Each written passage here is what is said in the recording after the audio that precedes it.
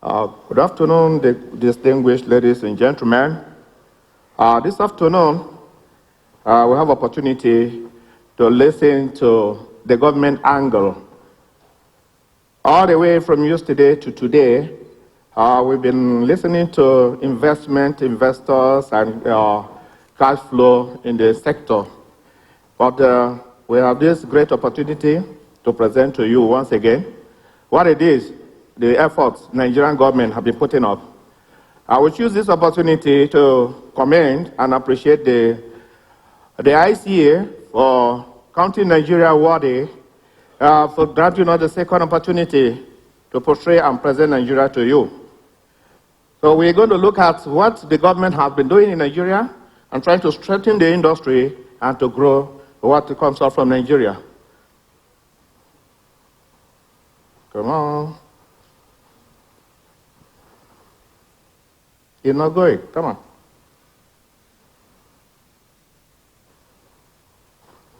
Can somebody do that?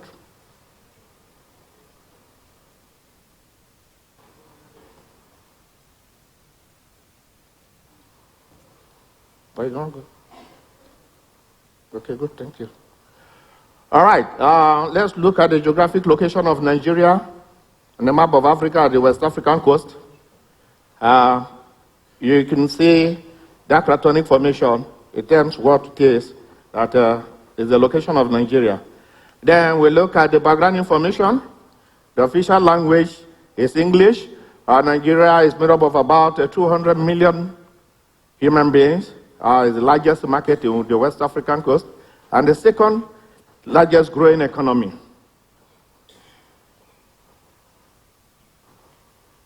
The per capita income is about $532, and then you know all the ports and the airports. Let us look at what government is looking into. We have the vision statement, the desire of the government to develop the mining industry generally, and of course, the gemstone subsector. Nigeria is known to be a resource-based nation, and in that drive, government is looking at changing the policy of extricating itself from what we call operator, administrator.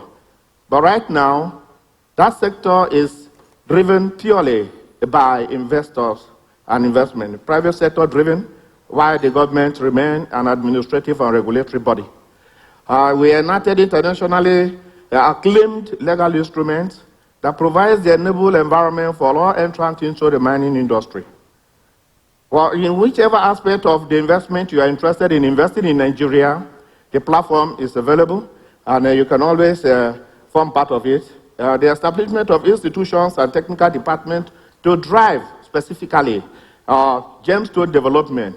We have an institution in Nigeria, and the private sector have been given the encouragement to establish and drive their own institutions too. Capacity building is main, and it gives us the backbone and the drive for the huge artisanal and small-scale mining operations in the country. Promotion of small-scale mining activities and the formalization of informal mining activity is through the artisanal small-scale mining department, and that the department is specifically mandated to coordinate, regulate, and coordinate the activities of the artisanal and small-scale mining. In Nigeria, unlike in other nations, we have a high proportion of artisanal and small-scale miners. In that form, the responsibility of government is to make sure that these informal operations are fully formalized. And you can see from records so far, we have over 1,400 formalized cooperatives operating in the country in all aspects of mining. Our government has gone to, at the same time, to encourage private investors to establish what we call private mineral buying center. It could be for gemstone, it could be for metallic mineral, it could be for any other form of minerals, but the government is encouraging investment into that crop. Prior to now, government has developed 10 private prototype mineral buying centers, which because of policy is now being lifted up and given out to investors and investment. And then We render extension services to the formalized cooperatives. And in that time, we administer technical mining design, mining method, ore processing, gem cutting and polishing. Let us look at the gemstone occurrences in Nigeria. Nigeria, globally, is known to be a resource-based nation, and the varieties of gem coming out from Nigeria, the ones you have here, are still part of the number that we have, and on a daily basis, new finds are being determined. This study, which was conducted by Imperial College, one of you here, Jean-Claude Michelou, he has been very, very impressive in the Nigerian sector, and he carried out an extensive study of the mineral occurrences in Nigeria, specifically the gemstones. And out of the lot, which were identified, 6 have been identified for full-scale, detailed commercial studies. And they are made up of aquamarine, tourmaline, emerald, sapphire, garnet, and ruby.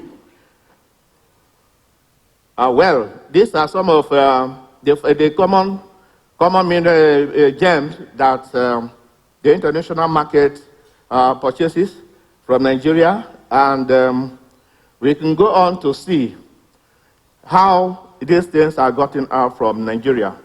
Well, there is no large-scale or mechanized gemstone mining in Nigeria. The operations are purely within the habit of artisanal and small-scale miners, and you can understand that whatever operation that is not purely structured and coordinated, you have the kind of pandemonium you have up there.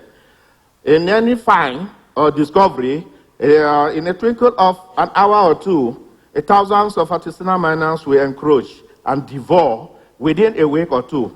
A vein will be devoured. But of course, the operation is what? Russell mining, subsurface mining. By the time they go beyond the capacity of the artisanal small-scale miners, that vein is abandoned. But then, adit mining is being adapted again to go deeper and to extract a resource. The baseline study that was carried out by the Imperial College came up with very, very interesting potential record, and that great potential is understudied by the study, and it has led to further exploration work on the pegmatite veins of Nigeria. Platonically, Nigeria is underlain with huge, highly mineralized pegmatite veins that produces new gems. You can see from the picture here, this tourmaline, colorless tourmaline that is coming in from the southeast Nigeria, bounding the Cameroons. It is understood that as we go deeper, we're going to get deeper colors of them. There too, the green beryl, otherwise emerald, the deeper color is beginning to come out from the central Nigeria. And then, of course, you know that the sapphire coming out from Gembu in Nigeria is all classed as the best in the world. But then that is the resource we have, and it's still being developed. And the development strategy so far from the studies that have been carried out have led into the setting of a mining project in 4 deposits of local training-based mining practices: rubella, sapphire, emerald, special sites. These locations have been identified and have been set for further studies to now come out with more expansive knowledge of what is in existing. We are into upgrading the existing procedures to formalize, train, and integrate ASM into tractable supply chain, and especially the responsible mining method. Upgrading of infrastructure for dedicated training centers with gems-related facilities, including gemstone controls. All of these are the project the government has been driving and trying to see how we can attract investors. All along, yes, investment off the shore of Nigeria are interested in the resource.